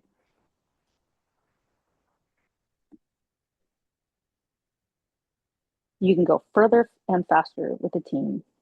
Yeah, and if he doesn't, then understand why, right? Maybe that's what you're asking. Yeah, exactly. So it's nice. It's really nice to be able to like look into that. I'm just grateful for the privilege to have a brain. Mm-hmm. This is what your brain should be used for, don't you think? Sad thing is most people have a brain, but not many people want to use it. Oh, it's like It's so good that you want to use it. fun. Like it's It's what creates new honestly, opportunities. I have to say this past year, it's been heartbreaking to use my brain. I'm like, oh, I wish I was fucking stupid. Like, stupidity truly is bliss, because you have to worry about all this trash, right?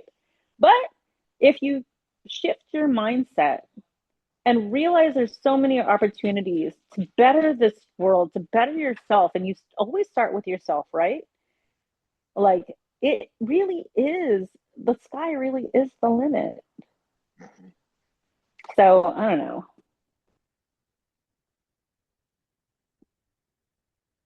Now I'm just talking out of my ass, and it's all been about me for the past hour. What? No wonder Jack leaves. I don't know. It's better than me speaking out of my ass for another hour. That's the real reason why we stay on, Jack. Or no, I'm sorry, Sam. Oh. We're like dogs. We smell each other's asses.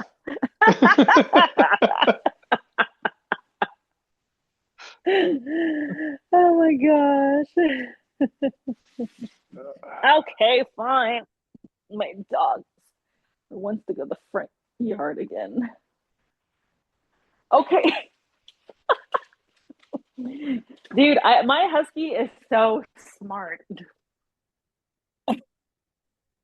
He just, I don't know. If I'm not too lazy, I'll take a picture of it. He's trying to get my attention because he wants to go in the front yard. Mhm. And he just pulled out a basket of blankets and he's like dragging it around just to get my attention. Yeah. I swear. I can't believe people think animals are dumb. Well, you know how I love my Goldens, right? But I don't Yes. think I've ever uttered the words, "Oh, my dog is so smart." You should. You should.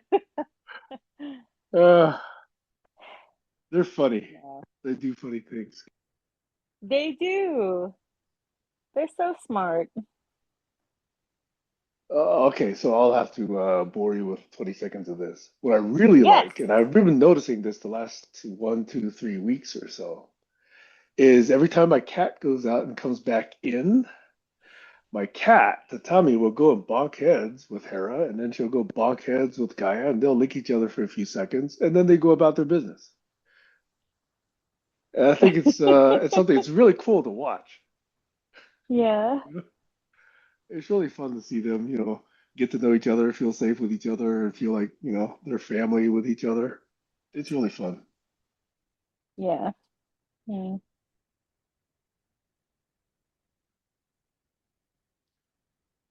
So when do you find out next about this opportunity? Um, well, Steve, I emailed him and told him I just applied and I hope he has a chance to review my application and then that was it. But then again, he's kind of been under fire in the aftermath of firing all of his humane officers. One of them actually took to the keyboard and went on next door and told everybody everything from her side of the story. So I'm sure he's going to be very busy trying to see what that's all about because she called an emergency board meeting and invited everybody to be a part of that, which I think is brilliant. That's the way to do it. Well, the person that went to next door and spilled the beans, quote unquote, what was your take from that? Did good points get made, or was it petty, or what? It was all excellent points. Aha. She talked about the impact that they made. She talked about the decisions or the impact. She talked about the impact of her role throughout history and the decisions that have recently been made. She talked about the culture too, ever since the ED has been on board. Um, she talked about some of the programs that they're actually cutting, which includes the equine program. So we do have horses here in Ventura County. She talked about how the Humane Society um, was instrumental during the Tom's fires because they were able to receive horses, evacuated horses too. Um, she also talked about numbers, which is really nice, and how the numbers are generated and how um, leadership can get caught up into perceiving these numbers. It actually really gave me also an appreciation for Melissa because in my opinion a nonprofit's role, especially if they're there to fill the gaps that the government can't fill to help people, right? If they're there for that, then it really should be about their mission. And so for Humane Society, it really should just be about the animals, period. If there are some numbers that are questionable, you should educate people about them, because smart people know that you can follow the logic and come to a conclusion that sometimes the numbers just don't look good. They don't look good in your favor, but there's always a reason. And sometimes the reason is out of your control, but you can always talk about fixing it. So, you know, if you don't look at the numbers the way it's supposed to be interpreted and see the nuances behind it, then you'll know that an organization is doing its best. And that's the story that should be told. So she was arguing that leadership is purely numbers driven and that it's created, there are no opportunities that can be created as a result of that. Like there's no opportunities to educate the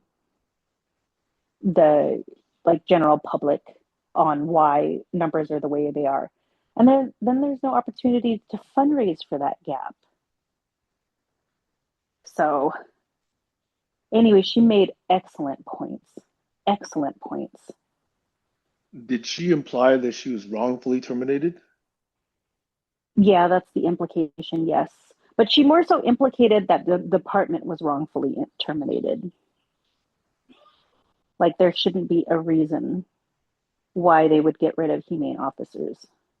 Yes. So was this all part of this new ED that came on? Was he the one that did Yeah, this? supposedly him and the board. And the last time I checked their board of directors, last year, when I went to their birthday bash, they had a birthday bash. That's what they call their fundraising event. There was a lot of board members, a lot. And this year, when I looked at their website, there wasn't very many. I would say there's like about 6.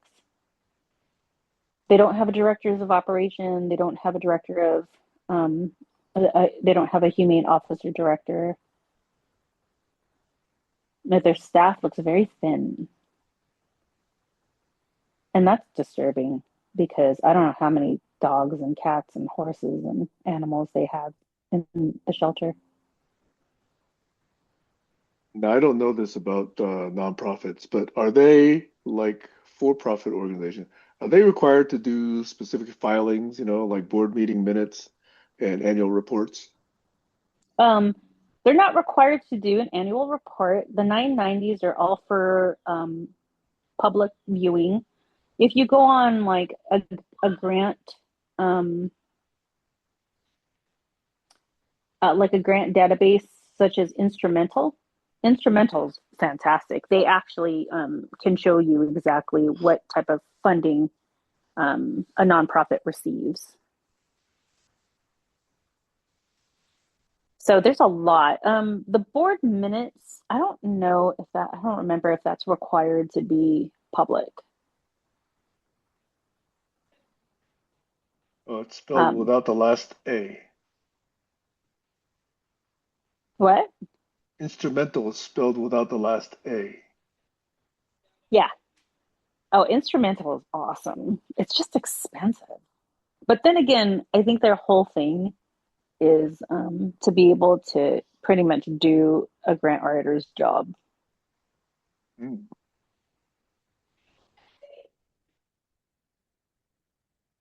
Sounds worth it for somebody like you. Oh yeah, oh my gosh, but my board will never approve that expense. Unless I fundraise for it, and then I'll have to convince the Holy smokes. fund development committee. $899 a month? The organization is managing a complex grant portfolio. First grant, $300 a month. Holy smokes. You know why? It takes about 8 to 15 hours to complete a grant, like just a basic grant, right? 8 to 15 hours. Now, if you have more complex grants, like federal grants, like SAMHSA, oh my God, or that 100-page grant that I wrote for the state, or no, that was a federal grant too. Anyway, it really does cut all of that shit in half. So what it does is AI scans your previous grant, gets to know your language, um, and it utilizes like your previous grants to pre-populate, into the same kind of format, same rubric, and so you have less work to do on the actual Yeah, grant, so you can actually, makes sense. yeah, it's so nice. Man, I spent hundreds of hours way back decades ago writing. Do you know what the CBD is? The Commerce Business Daily? No. That's where the government posts all of their requests for proposal. Oh.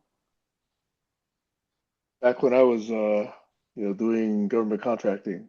So you look up a CBD listing, make sure, hey, am I interested in this one? Is it from one of the TLAs, or is it from DoD Research Institute, or is it from DARPA, or is it from NIST, or is it from NIH? And then if it's in our specialty area, then we say, okay, so who do we know in this area? How do we get to the sponsor? Who could we team with? But the CBD was instrumental when I used to have that kind of a job. Mm. And man, those what is it called? There was a appendix that was the biggest part of every document, which was it's the area where you justify by line item Yep. why the cost was the way it was. Yeah, I know. What's it called? I'm A familiar with three-letter the word for what that is. Something like the cost justification. Uh, is it DCA? Something like no cost something. One of the letters is C, but there's two other letters, but I can't really think of it. It's been so long. But man, that used to be the biggest bulk of every proposal I used to write. And at that time, you spent hundreds of hours. And at the time, each line item is, oh, as well, it's going to be between this number and that number. Go on to the next one. Each line item would be like 3 seconds of consideration by that point. Yeah. It was, Wow, I but know. yeah, I used to write those proposals. Yeah. You know what they say that some of the smartest people write a lot. Mhm. Some of the most successful people write a lot. FYI. But for me, I don't think it applies because that kind of writing, it's not boilerplate they're talking about. But it's still writing. It is still Yeah, there's a writing. lot of boilerplate that I used to write. I just feel like I'm biased. I'm just saying this from a biased I know standpoint. because you But write a lot. I get it. I there's still, I think there's like a connection. I know it's always about me, right? I was gonna give it to you sooner or later, but I wasn't gonna give it to you immediately.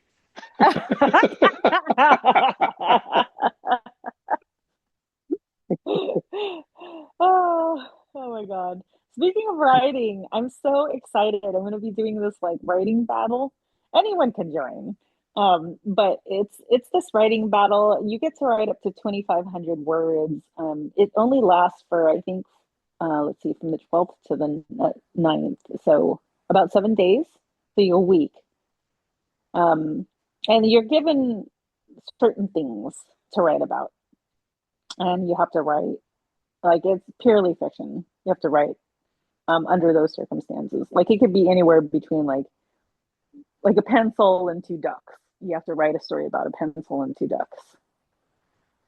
So very basic, but I think it's so cool because it gives you, just enough parameters for some like unique creativity. Oh yeah, and then you have to like pick your own genre. And so otherwise the genre is going to be picked for you. And so of course I picked my genre on love and friendship and connection. Yeah. The battle is I don't gonna ever, begin in 8 hours and 55 minutes. yeah, League for Creative Writers. I love it.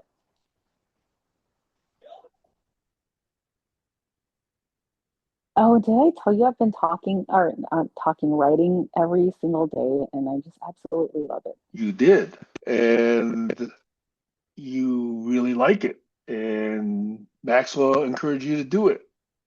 And I do Yeah, remember all those conversations. yeah, yeah. You're the one who brought it up too, and I just remembered, like, oh yeah, that's right. He did want me to start writing. Hmm. Some of it's still really sad and painful.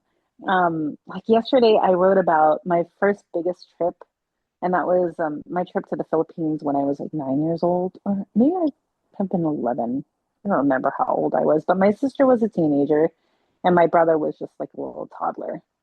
And so that trip had, of course, an impact on me because it was the first time I actually witnessed, a different lifestyle um, other than the United States. And I found it to be pretty enchanting, mostly because the things that my mom would complain about, like the creature comforts, I just found that to be like irrelevant because like we could sleep on the floor and I didn't care if we saw a cockroach and like, living in an area that was considered middle class but still had a lot of kids running around in tattered clothing, to me was fun because you at least had that experience with, other kids.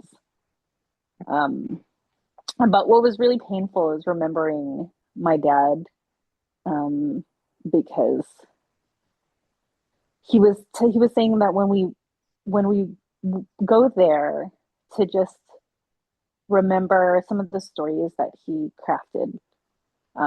He would tell us stories about like these like mythical creatures in the Philippines, or he would talk about like these monsters, like these half human, half vampire people that like their body splits in two in the middle of the night and they roam around looking for children to eat and snatch up.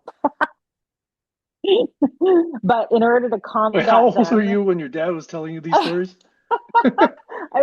obviously I was a kid, but I remember he said like the way you defeat them is you sprinkle salt on the bottom half of their body because their body is somewhere, right? You don't know which person is a walk walk. That's what he called them. They're all walk walks. He said you don't know which person is a walk walk, and you sprinkle salt the bottom half of their body if you see that, and they can never return to their body, and they die. Or if you don't want them like invading your home and snatching you when you're asleep, then you put like garlic on the windowsill to drive them away. And so when we went to my Auntie Patty's house, who is my dad's older sister, she had this incredible house in the Philippines.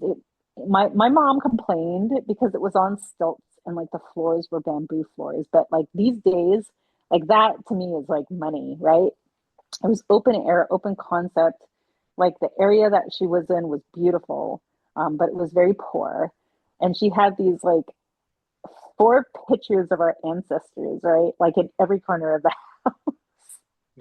there's like she also had an open concept living room, with a kitchen and a dining room, something that you would see today in modern houses. But there's these like huge portraits, yeah, painting that were painted of our ancestors. And in the daytime, you barely noticed it, but at nighttime, it looked like they were staring at you. So, I don't know if they just didn't have electricity or were trying to save electricity, but in the evening, she lit up all these candles and, she made like a sleeping area for our family in the living room. And then she even had like a mosquito net and everything. And so she would put these garlic on the windowsills, and I get so scared with our ancestors staring down at us, like the walk walks possibly coming to the window. And my dad would tell us about it, but yeah, that made me cry last night writing about that. But I'm glad I wrote about that because now it's in a book that I plan to publish just for my family, and I want them to read it during Christmas.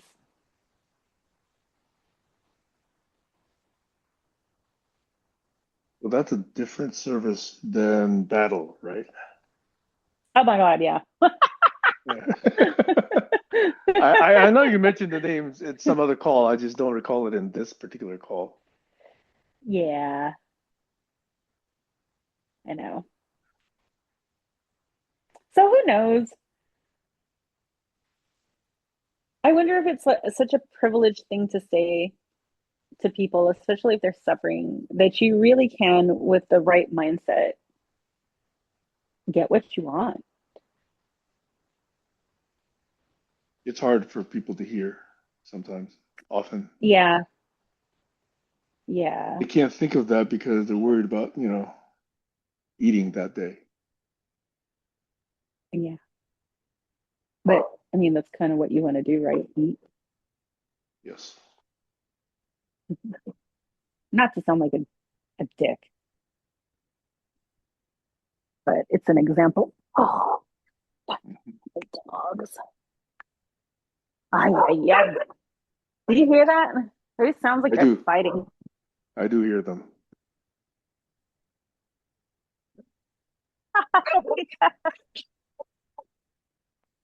Does Maxwell or do Damien understand that you're writing this family history, or have I you don't kept it care. quiet for now? They know No, I'm I think doing it'd be good to something. surprise them later on. I know. It will be a surprise. Trust me. They do not get into what I do. So anything that I come up with as a result is always a surprise to them. I even asked my son. I even asked Damien.